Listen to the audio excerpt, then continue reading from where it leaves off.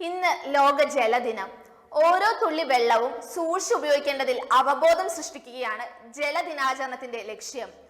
India ഉൾപ്പെടെയുള്ള രാജ്യങ്ങളിൽ കടുത്ത ജലക്ഷാമം ഇപ്പോൾ അനുഭവപ്പെടുന്നുണ്ട്. അടുത്ത ലോകയുദ്ധം നടക്കാൻ പോകുന്നത് കുടിവെള്ളത്തിന് വേണ്ടിയായിരിക്കും. കുടിവെള്ള സ്രോതസ്സുകൾ ദിനം പ്രതി മലിനമാകുന്ന സാഹചര്യമാണിപ്പോൾ. മഹാനദികൾ ഇന്ന് മാലിന്യ കൂമ്പാരമായി.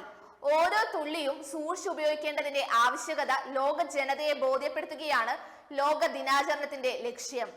1992 റിയോ ഡി ജനീറോയിൽ ചേർന്ന UN ജനറൽ അസംബ്ലിയുടെ പാരിസ്ഥിതിക വികസന സമ്മേളനം അംഗീകരിച്ച പ്രമേയമാണ് ലോക ജലദിനം ആചരിക്കണമെന്ന ആശയം മുന്നോട്ട് വെച്ചത്. തുടർന്ന് UN പൊതുസഭ എല്ലാ വർഷവും മാർച്ച് 22-ന് ലോക ജലദിനം ആചരിക്കുമെന്ന് പ്രമേയം അംഗീകരിച്ചു. അതോടെ 1993 മുതൽ ലോക ജലദിനം ആചരിക്കാൻ തുടങ്ങി. ഭൂമിയിലെ ദ്രാവക ശുദ്ധജലത്തിന്റെ ഏകദേശം 99% ഭൂഗർഭ ജലത്തിൽ നിന്നാണ് ലഭിക്കുന്നത്. എന്നാൽ മനുഷ്യരുടെ ഇടപെടലുകൾ കാരണം ഭൂമിയിൽ ഇപ്പോൾ ജലക്ഷാമവും മലിനീകരണവും രൂക്ഷമാണ്. കുഴൽ കിണറുകളും താഴുന്ന ഭൂഗർഭ ജലനിരപ്പും സൃഷ്ടിക്കുന്നത് ഭൗമ അസന്തുലിതാവസ്ഥയാണ്. ഇതിന്റെ സാക്ഷ്യപത്രമാണ് ഇന്ത്യയും. രാജ്യത്തെ ഭൂഗർഭജല ഉപയോഗത്തിന്റെ ചരിത്രം ആരംഭിക്കുന്നത് ബ്രിട്ടീഷ് ഇന്ത്യയിൽ നിന്നാണ്. 1947 ഇന്ത്യയിൽ ഉപയോഗിക്കുന്ന മൊത്തം ജലത്തിന്റെ 35% മാത്രമായിരുന്നു ഭൂഗർഭ ജലത്തിന്റെ പങ്ക്. 3 പതിറ്റാണ്ട് പിന്നിട്ടപ്പോഴും ഇതിൽ കാര്യമായ വർധനയൊന്നും ഉണ്ടായില്ല. എന്നാൽ ഹരിത വിപ്ലവവും രാസവള കേന്ദ്രീകൃത കൃഷിരീതിയും കുഴൽക്കിണറുകളുടെ എണ്ണം രാജ്യത്ത് വലിയ തോതിൽ തന്നെ വർദ്ധിപ്പിച്ചു. 2006-07 വർഷത്തിൽ 1.47 മില്യൺ കുഴൽക്കിണറുകൾ ഉണ്ടായിരുന്നത് 2013-14 വർഷമായപ്പോഴേക്കും 2.6 ദശലക്ഷമായി. വലിയ തോതിൽ ഭൂഗർഭജലം ഊറ്റിയെടുക്കുമ്പോൾ മേൽമണ്ണിലെ ജലാംശം കുറഞ്ഞു വരികയും സസ്യങ്ങൾ ഉണങ്ങുന്നതിനും കാരണമാകുന്നു. സംസ്ഥാനത്ത് ഏറ്റവും കൂടുതൽ കുഴൽക്കിണറുകളും വെള്ളമില്ലാത്ത കുഴൽക്കിണറുകളും ഉള്ള ജില്ലയാണ് കാസർഗോഡ്. വ്യാവസായിക സംരംഭങ്ങൾ കുറവായ കാസർഗോഡ് ജില്ലയിൽ ജലക്ഷാമം രൂക്ഷമാകുന്നത് അതിശയിപ്പിക്കുന്ന ഒന്നാണ്.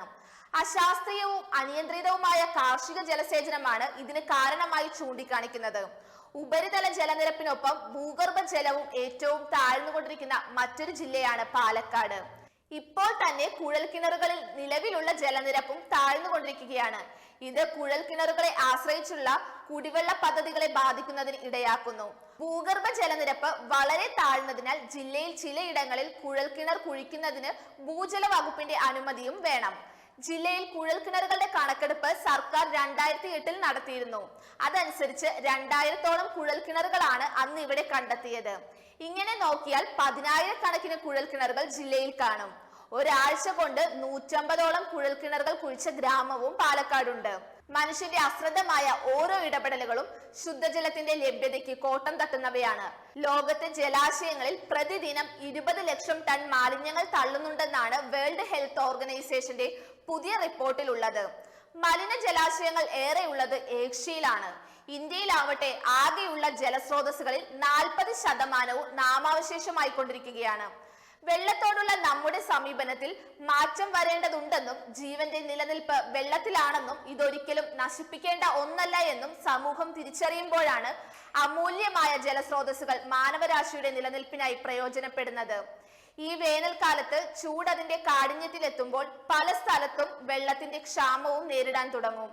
ഓരോ ജീവനും നിലനിൽക്കണമെങ്കിൽ വെള്ളം അനിവാര്യമാണ്. അതും നല്ല ശുദ്ധമായ വെള്ളം തന്നെ നമുക്ക് വേണം. ഇന്ന് ലോകത്തിൽ 2.2 ബില്യൺ ജനങ്ങളാണ് ഒരു തുള്ളി വെള്ളത്തിനായി അലയുന്നത്. ചിലയിടങ്ങളിൽ വെള്ളം ലഭിക്കുന്നുണ്ടെങ്കിലും ശുദ്ധമായ വെള്ളം ലഭിക്കാത്ത അവസ്ഥയുമുണ്ട്. ഇതിന്റെ പ്രധാന കാരണങ്ങളിൽ എടുത്തു പറയേണ്ടത് മലിനീകരണവും പ്രകൃതി വിഭവങ്ങളുടെ ചൂഷണവുമാണ്. ഓരോ വർഷം കഴിയുന്തോറും ഭൂമിയിലെ ഭൂഗർഭ ജലത്തിന്റെ തോതും കുറഞ്ഞു വരുന്നതായി പഠനങ്ങൾ പറയുന്നുണ്ട്. അതിനാൽ തന്നെ നമുക്ക് ലഭ്യമായ വെള്ളം ഒട്ടും പാഴാക്കാതെ സൂക്ഷിക്കേണ്ടതും അത്യാവശ്യമാണ്. നമുക്ക് പ്രകൃതിദത്തമായി ലഭിക്കുന്ന ജലമാണ് മഴവെള്ളം.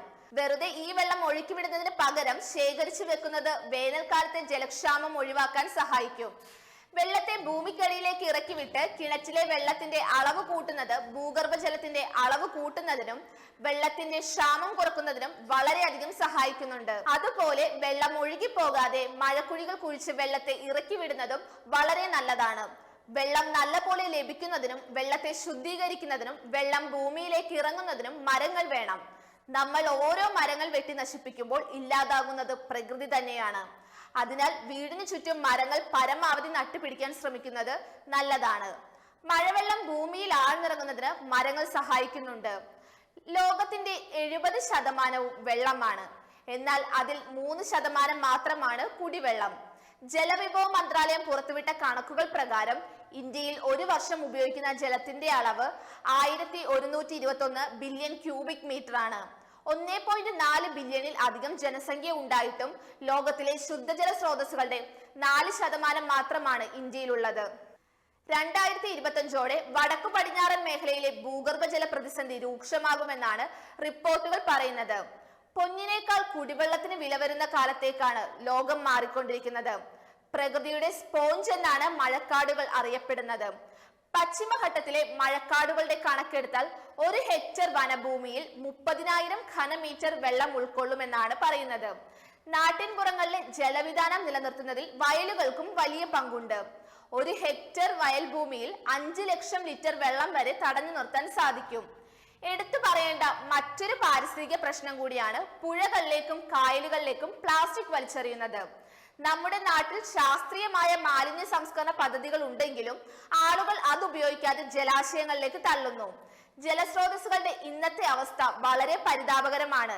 ഇതിന്റെയൊക്കെ മൂല കാരണം തന്നെ ജലമലിനീകരണമാണ്. അതിനാൽ ഓരോ ജലാശയങ്ങളും സംരക്ഷിക്കേണ്ടത് ഓരോ പൗരന്മാരുടെയും ഉത്തരവാദിത്തമായി കണ്ടുവേണം പെരുമാറാൻ. ജീവിക്കാനും ജീവൻ നിലനിർത്താനും ജലം മുഖ്യ ഘടകമാണെന്ന് മനസ്സിലാക്കി ഈ വർഷത്തെ ജലദിനം നമുക്ക് ആചരിക്കാം. നമുക്കൊന്നിച്ചു പറയാം, ജീവഹേതുവാണ് ജലം. ഓരോ തുള്ളിയിലുമുണ്ട് ജീവന്റെ തുടിപ്പ്. You are watching India's first NGO television, Malanadu TV India.